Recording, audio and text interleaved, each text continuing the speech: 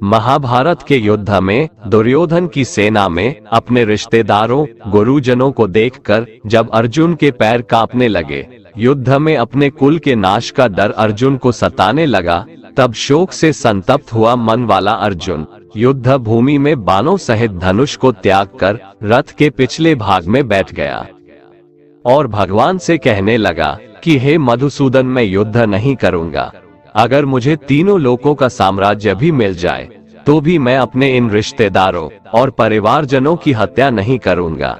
हे श्री कृष्ण, मैं भिक्षा मांगकर खाना ज्यादा कल्याणकारक समझता हूँ, क्योंकि अपने परिवारजनों को मारकर ना तो मुक्ति मिलेगी और ना ही धर्म की सिद्धि होगी। तब भगवान श्री कृष्ण ने अर्जुन को गीता का परम ज्ञान दिया था।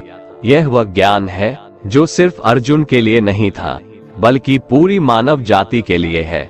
गीता का उपदेश अधर्म और बुराई के खिलाफ जीवन जीने का एक ऐसा मार्ग है जिसके पद चिन्हों पर हर एक मनुष्य को चलना चाहिए। तो चलिए सुनते हैं भगवत गीता के महान उपदेशों को।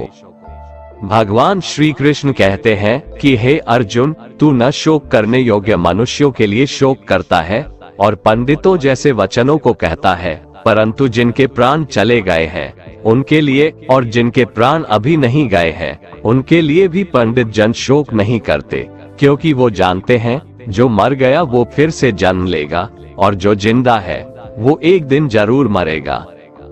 न तो ऐसा ही है कि मैं किसी काल में नहीं था, तू नहीं था, अथवा ये राजा लोग नहीं थे, और न ऐसा ही है कि इससे आगे हम सब नहीं रहेंगे। जिस प्रकार मनुष्य अपने पुराने वस्त्रों को त्याग कर नए वस्त्र धारण करता है, ठीक उसी प्रकार आत्मा पुराने व्यर्थ शरीर को त्याग कर नए शरीर को धारण करती है। ये प्रकृति का नियम है। इस सत्य को स्वीकार करके भयमुक्त होकर आज में जीना चाहिए। आत्मा को शस्त्र काट नहीं सकते और न अग्नि इसे जला सकती है, जल इसे गीला नहीं कर सकता और न ही वायु इसे सुखा सकती है। आत्मा अजर अमर है। हे अर्जुन, जो इस आत्मा को मारने वाला समझता है तथा जो इसको मरा मानता है, वे दोनों ही मूर्ख हैं, क्योंकि यह आत्मा वास्तव में न तो किसी को मारता है और न किसी के द्वारा मारा जाता है। हे पुरुष श्रेष्ठ, यह आत्मा स्वयं ब्रह्म है। लाखों करोड़ों में कोई एक पुरुष ही जो भगवान की भक्ति में लीन रहते हैं, वही इस आत्मा को देख पाते हैं और वही इस आत्मा का वर्णन कर पाते हैं।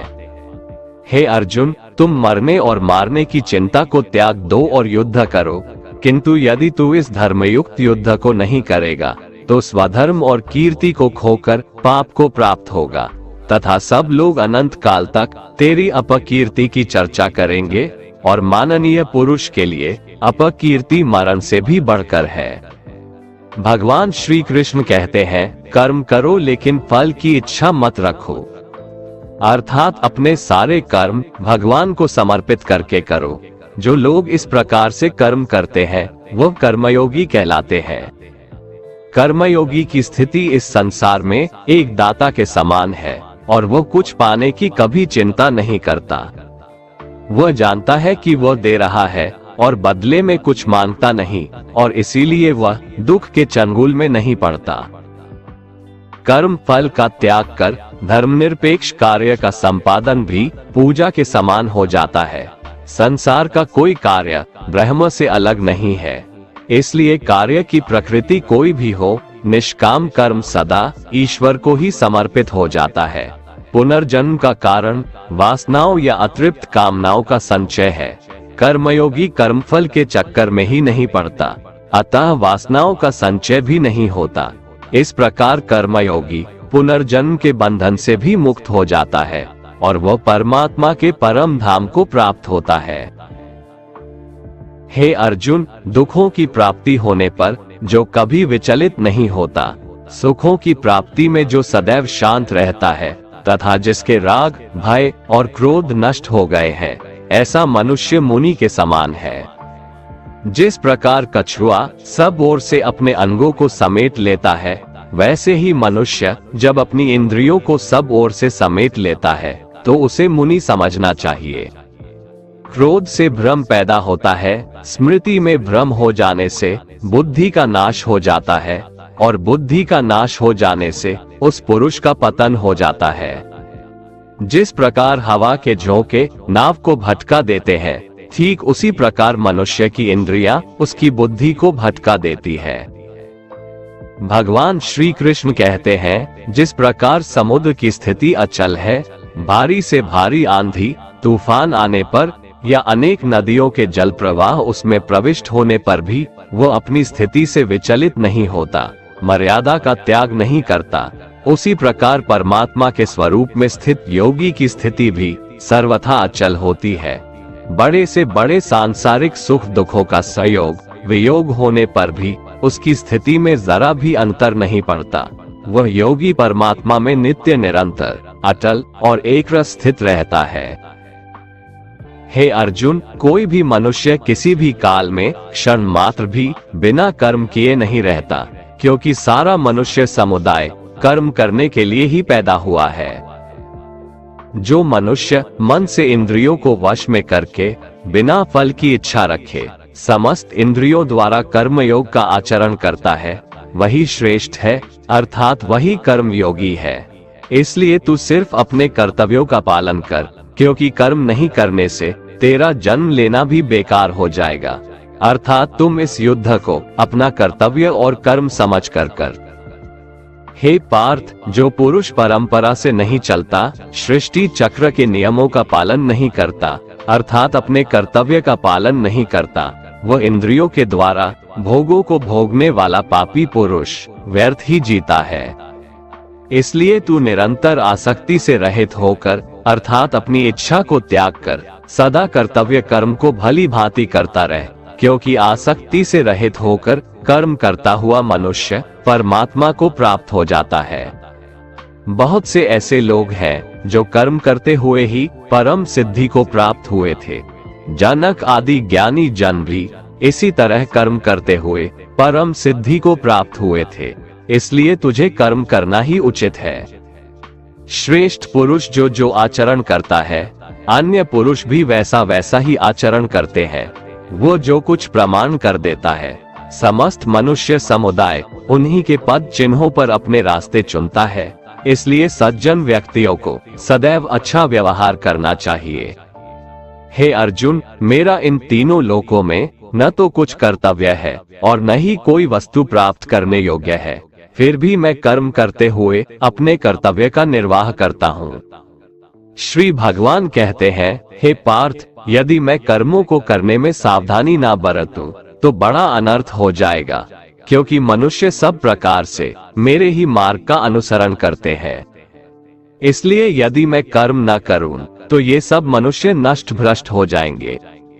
हे भारत, जो ज्ञानी हैं, जिन्हें ईश्वर की सच्चाई मालूम हो चुकी है, उनकी ये जिम्मेदारी बन चुकी है कि उनके काम करने के तरीके से कहीं किसी और के मन में काम करने के प्रति अश्रद्धा या अपमान ना पैदा हो जाए। इसलिए उन ज्ञानी जनों के लिए ये जरूरी है कि वो ऐसा उदाहरण सामने रखें जिससे हर कोई अपना कर्म, अपना कर्तव्य करने के लिए प्रेरित हो। वास्तव में संपूर्ण कर्म सब प्रकार से प्रकृति के गुणों द्वारा किए जाते हैं, लेकिन अहंकारी मनुष्य सोचता है कि सब कर्म वही कर रहा है। कर्म में लगे हुए ज्ञानियों को ये जानना चाहिए कि गुण ही उनसे कर्म करवाते हैं, वो खुद कुछ भी नहीं करते।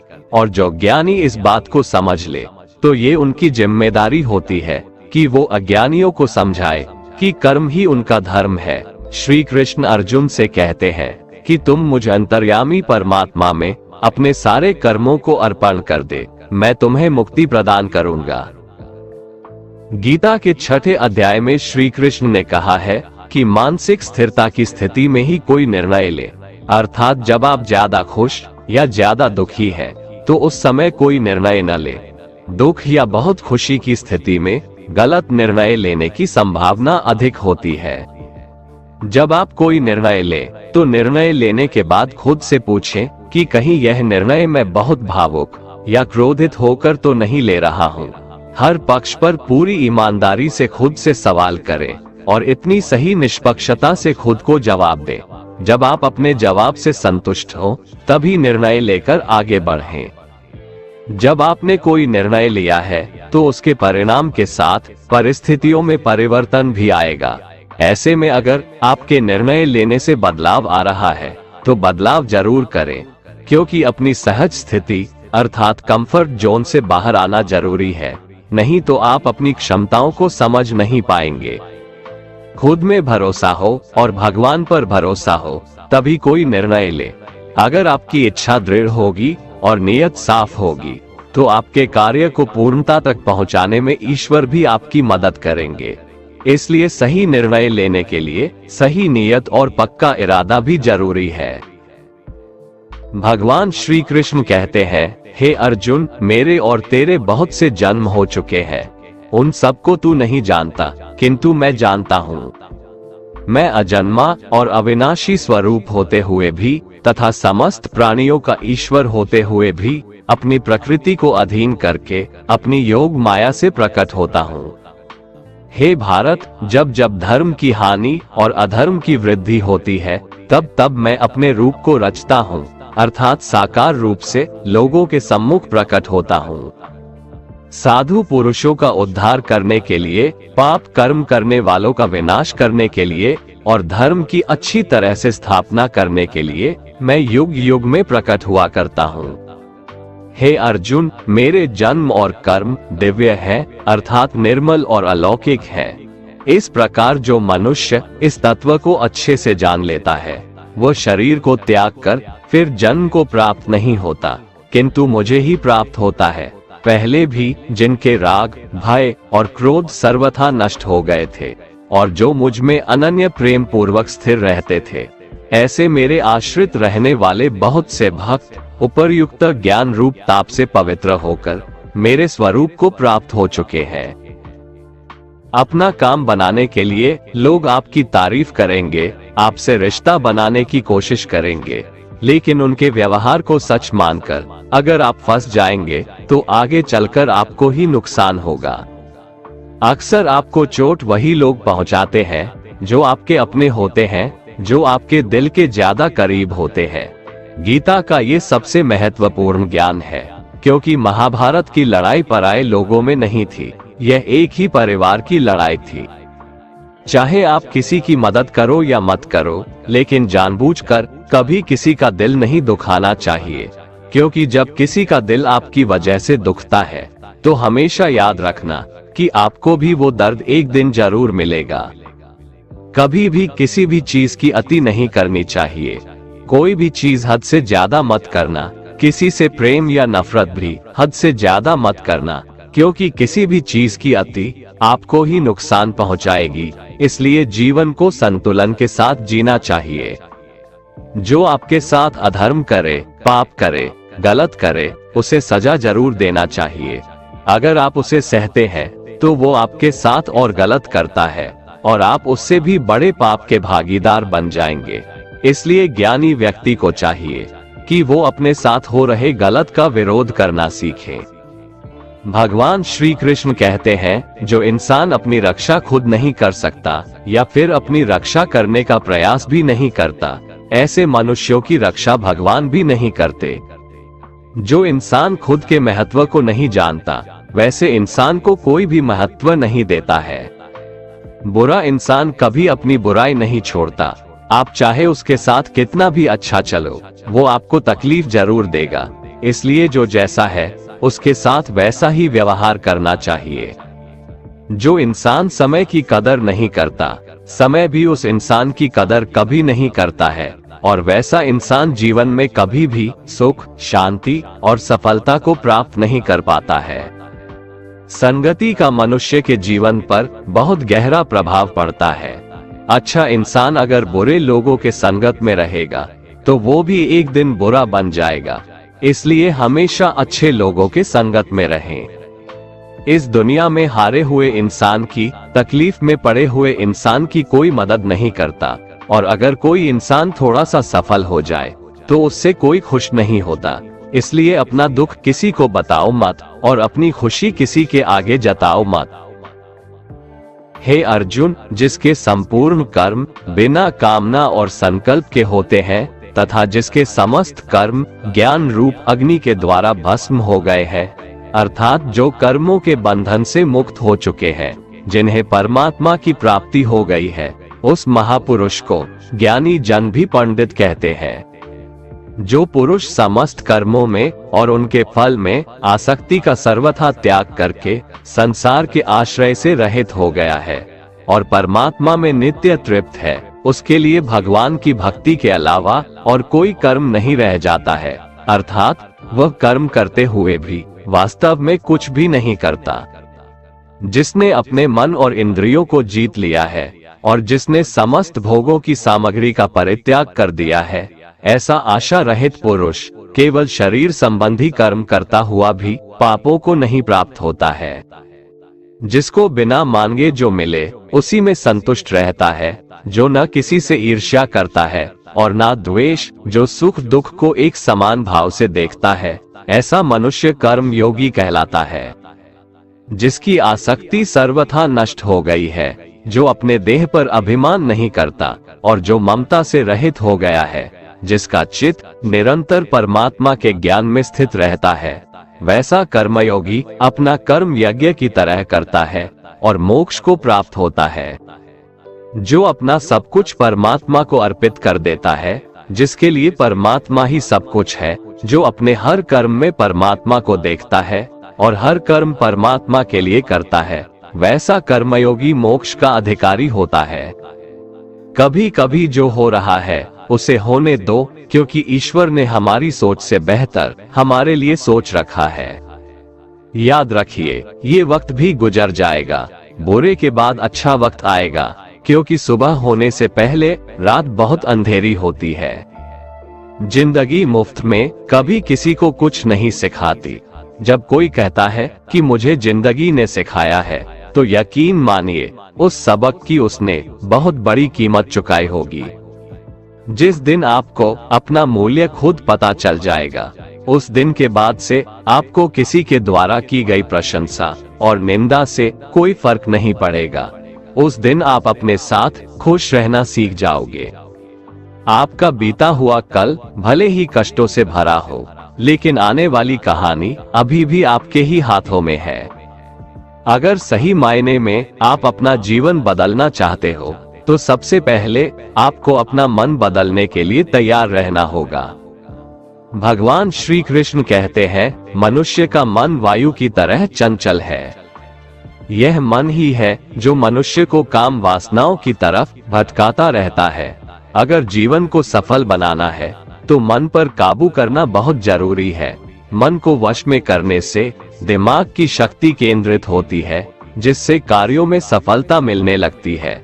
गीता के अनुसार जिस व्यक्ति ने अपने मन पर काबू पा लिया, वह मन में पैदा होने वाली बेकार की चिंताओं और इच्छाओं से भी दूर रहता है। साथ ही व्यक्ति अपने लक्ष्य को भी आसानी से प्राप्त कर लेता है। अगर मन को वश में नहीं करोगे तो वह तुम्हारा सबसे बड़ा शत्रु बन जाएगा। कुछ समस्याएं जो हमारे पास है, उसके बारे में सोचकर दुखी होने से अच्छा है कि हम ये सोचकर खुश रहें कि दुनिया में बहुत सी ऐसी समस्याएं हैं जो हमारे पास नहीं है। जीवन जीने के दो रास्ते हैं, चिंता और चिंतन। कुछ चिंता में जीते हैं तो कुछ चिंतन में। चिंता में जीने वाले हजारों हैं, पर चिंतन में जीने वाले दो चार ही। चिंता खुद ही एक मुसीबत है और चिंतन उसका समाधान। इसलिए चिंतन करो, चिंता नहीं। अगर आप परेशानियों से गुजर रहे हैं तो एक बात याद रखना, सितारे कभी अंधेरे के बिना नहीं चमकते।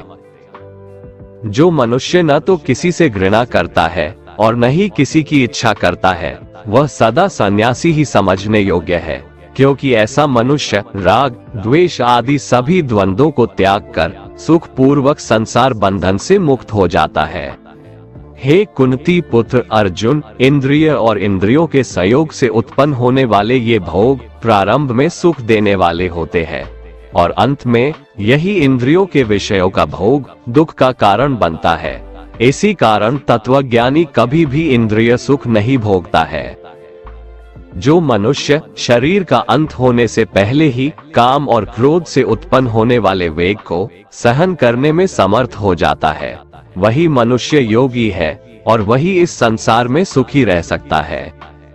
जो मनुष्य अपनी आत्मा में ही सुख चाहने वाला होता है और अपने मन को अपनी ही आत्मा में स्थिर रखने वाला होता है, जो आत्मा में ही ज्ञान प्राप्त करने वाला होता है, वही मनुष्य योगी है और वही ब्रह्म के साथ एक होकर परब्रह्म परमात्मा को प्राप्त होता है।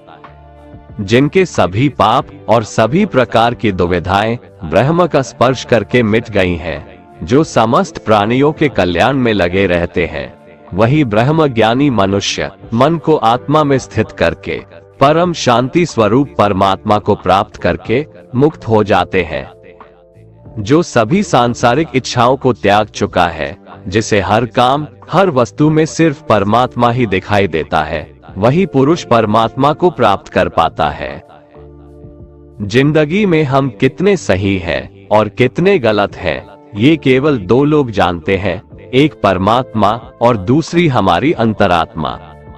अपने आप को भगवान के प्रति समर्पित कर दो, यही सबसे बड़ा सहारा है। जो कोई भी इस सहारे को पहचान गया है, वह डर, चिंता और दुखों से आजाद रहता है। मनुष्य जिस रूप में ईश्वर को याद करता है, ईश्वर भी उसे उसी रूप में दर्शन देते हैं। सत्य कभी दावा नहीं करता है कि मैं सत्य हूँ, लेकिन झूठ हमेशा दावा करता है कि सिर्फ मैं ही सत्य हूँ। श्री कृष्ण कहते हैं, बुरे कर्म करने वाले सबसे नीच व्यक्ति जो राक्षसी प्रवृत्तियों से जुड़े हुए हैं और जिनकी बुद्धि माया ने हर ली है, वो मेरी पूजा या मुझे पाने का प्रयास नहीं करते।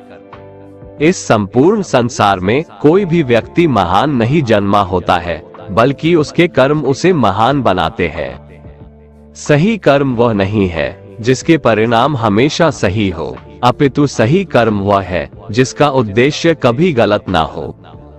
इंसान हमेशा अपने भाग्य को कोसता है, ये जानते हुए भी कि भाग्य से भी ऊंचा उसका कर्म है जो उसके स्वयं के हाथों में है। हे अर्जुन, जो बीत गया उस पर दुख क्यों करना, जो है उस पर अहंकार क्यों करना, और जो आने वाला है उसका मोह क्यों करना।